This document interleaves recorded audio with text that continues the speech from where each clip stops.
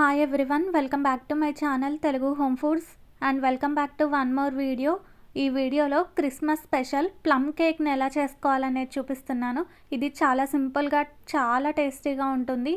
ఈ eggless plum కేక్ని చాలా సింపుల్గా ఎలా చేసుకోవాలి, దీనికి కావాల్సిన పదార్థాలు ఏంటనేది చూసేయండి. ఈ ప్లమ్ కేక్ని ప్రిపేర్ చేసుకోవడం కోసం ఫస్ట్ ఒక బౌల్ని తీసుకొని అందులోకి ఒక గ్లాస్ వరకు ఆరెంజ్ జ్యూస్ని వేసుకోవాలి. ఇప్పుడు ఇందులోకి మనం డ్రై ఫ్రూట్స్ అన్నిటినీ వేసుకుందాం. ఇక్కడ నేను చూపిస్తున్న డ్రై ఫ్రూట్స్నే వేసుకోవాలని ఏం లేదండి, మీరు మీ దగ్గర ఏవి అవైలబుల్లో ఉంటే అవి వేసుకోవచ్చు. నేనైతే ఇక్కడ కిస్మిస్ని, బ్లాక్ కిస్మిస్ని, అలానే చెర్రీస్, టూటీ ఫ్రూటీని వేస్తున్నాను. ఆల్మండ్స్, పిస్తా, అలానే కొంచెం కాజు కూడా వేస్తున్నాను. వీటి ప్లేస్లో మీరు వాల్నట్స్ ఉన్నా కూడా వేసుకోవచ్చు. అచ్చం వాల్నట్స్తో చేసుకున్నా కూడా ఈ కేక్ అనేది చాలా టేస్టీగా ఉంటుంది. ఇప్పుడు ఇదంతా బాగా మిక్స్ అయ్యేలా కలుపుకున్న తర్వాత ఈ డ్రై ఫ్రూట్స్ అన్నీ ఆ ఆరెంజ్ జ్యూస్లో దాదాపు 1 to 2 hours వరకు నాననివ్వాలి. ఇలా ఈ కలుపుకున్న ఈ బౌల్ మొత్తాన్ని పక్కన పెట్టేసుకొని ఇప్పుడు మనం కేక్ని బేక్ చేసుకోవడం కోసం కేక్ ట్రేని తీసుకోవాలి. ఇప్పుడు దీనికి ఆయిల్ని కానీ నెయ్యిని కానీ అప్లై చేసుకోవాలి. ఇలా ఈ ట్రే మొత్తానికి ఆయిల్ని అప్లై చేసుకున్న తర్వాత ఇందులోకి బటర్ పేపర్ ఉన్న వాళ్ళు వేసుకోవచ్చు, లేదు అంటే కొంచెం మైదా పిండిని తీసుకొని ఆ ట్రే మొత్తానికి స్ప్రెడ్ చేసుకోవచ్చు. నేను ఇక్కడ బటర్ పేపర్ని యూజ్ చేస్తున్నాను. ఇప్పుడు ఇలా బటర్ పేపర్ని వేసుకున్న తర్వాత దీనికి కూడా లైట్గా ఆయిల్ని అప్లై చేసుకోవాలి. ఇలా ఆయిల్ మొత్తం అప్లై చేసిన తర్వాత ఈ ట్రేని పక్కన పెట్టుకొని ఇప్పుడు కేక్ కోసం షుగర్ సిరప్ని ప్రిపేర్ చేసుకోవాలి. ఇక్కడ నేను క్యారమెల్ వాటర్ని ప్రిపేర్ చేయట్లేదండి, షుగర్ సిరప్ని యూజ్ చేస్తున్నాను. మీకు నచ్చిన వాళ్ళు క్యారమెల్ వాటర్ని అయినా కూడా ప్రిపేర్ చేసుకోవచ్చు. ఇప్పుడు స్టవ్ మీద ప్యాన్ పెట్టి అందులోకి 1 కప్పు వరకు పంచదారని వేసుకొని ఆ పంచదార మునిగే వరకు వాటర్ని వేసి దీన్ని బాయిల్ చేసుకోవాలి. మనకి కొంచెం సేపటి తర్వాత ఈ పంచదార అంతా కరిగిపోయి మనకి థిక్గా సిరప్ అనేది ఫామ్ అవుతుంది. ఇలా కలుపుకుంటూ ఈ పంచదార మొత్తం థిక్గా అయిన తర్వాత స్టవ్ ఆఫ్ చేసుకొని ఈ షుగర్ సిరప్ మొత్తాన్ని పూర్తిగా చల్లారనివ్వాలి. ఇప్పుడు కేక్ బ్యాటర్ని ప్రిపేర్ చేసుకోవడం కోసం ఒక బౌల్ని తీసుకొని అందులోకి ఒక 1/2 గ్లాస్ వరకు ఆయిల్ని వేసుకోవాలి. తర్వాత ఇందులోకి ఒక 1/2 గ్లాస్ వరకు పాలను కూడా వేసుకోవాలి.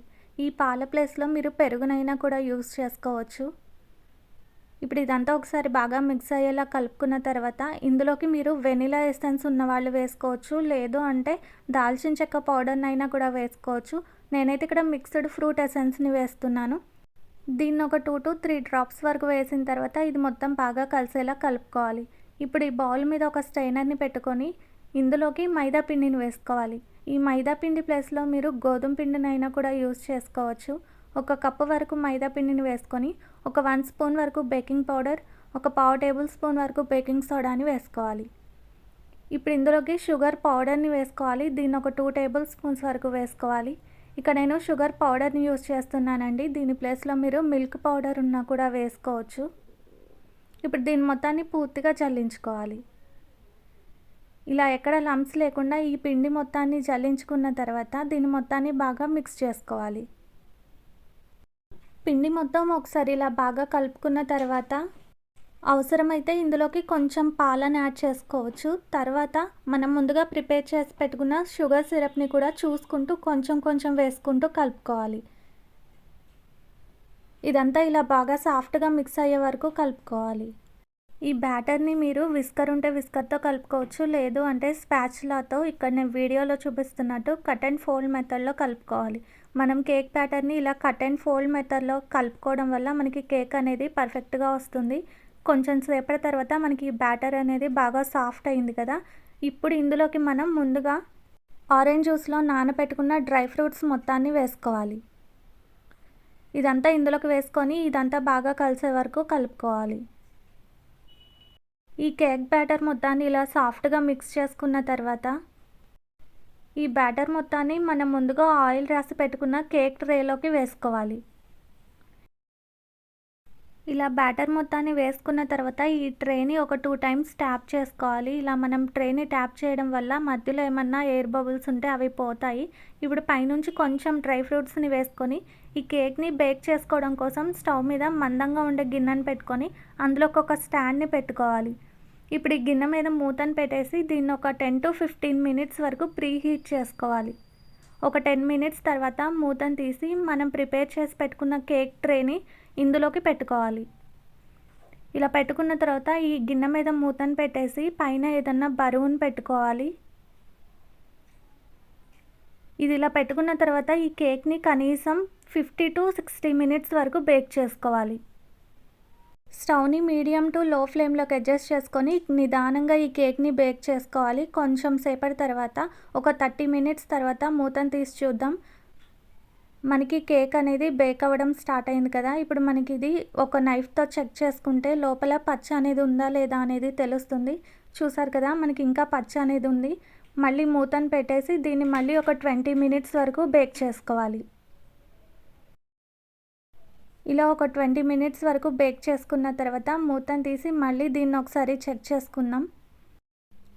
మనం ఇలా నైఫ్తో చెక్ చేసినప్పుడు నైఫ్కి ఏమీ అంటుకోకుండా ఉంటే మనకి కేక్ అనేది బేక్ అయిపోయినట్టే. ఇప్పుడు మనం దీన్ని స్టవ్ ఆఫ్ చేసుకొని ఈ గిన్నె నుంచి సపరేట్ చేసి దీన్ని పూర్తిగా చల్లారనివ్వాలి. కేక్ ఇలా పూర్తిగా చల్లారిన తర్వాత నైఫ్ని తీసుకొని ఈ ట్రేకు ఎడ్జెస్ మొత్తాన్ని స్క్రాప్ చేసుకోవాలి. ఇప్పుడు ఈ కేక్ని ట్రే నుంచి సపరేట్ చేసుకుందాం. ఇంతవరకు ఇలా ప్లమ్ కేక్ని ఓవెన్ లేకుండా ట్రై చేయని వాళ్ళు ఎవరైనా ఉంటే తప్పకుండా ఒకసారి ట్రై చేసి చూడండి. చాలా పర్ఫెక్ట్గా వస్తుంది, టేస్ట్ కూడా చాలా బాగుంటుంది. చూసారు కదా, కేక్ అనేది చక్కగా బేక్ అయిపోయింది. ఇప్పుడు దీన్ని మనకి నచ్చిన సైజులో పీసెస్ని కట్ చేసుకుంటే ఎంతో టేస్టీగా ఉండే క్రిస్మస్ స్పెషల్ ప్లమ్ కేక్ అనేది రెడీ అయిపోతుంది. ఈ వీడియో నచ్చితే తప్పకుండా ఒక లైక్ చేయండి. అలానే ఇలాంటి మరిన్ని రెసిపీస్ కోసం నా ఛానల్ని సబ్స్క్రైబ్ చేసుకొని పక్కనే ఉన్న బెల్ ఐకాన్ని ట్యాప్ చేసి ఆల్ అనే ఆప్షన్ని సెలెక్ట్ చేయండి. వీడియో నచ్చితే తప్పకుండా ఒక లైక్ చేయండి. మీరు లైక్ చేయడం వల్ల ఈ వీడియో అనేది మరికొంతమందికి రికమెండ్ అవుతుంది. అలానే ఇన్స్టాలో కూడా తెలుగు హోమ్ ఫుడ్స్ పేజ్ని సెర్చ్ చేసి ఫాలో అవ్వండి. లింక్ కింద డిస్క్రిప్షన్లో ఇస్తాను. ఈ రెసిపీని ట్రై చేసిన వాళ్ళు ఎలా వచ్చిందనేది నాకు కామెంట్ బాక్స్లో కామెంట్ చేయండి. Thanks for watching.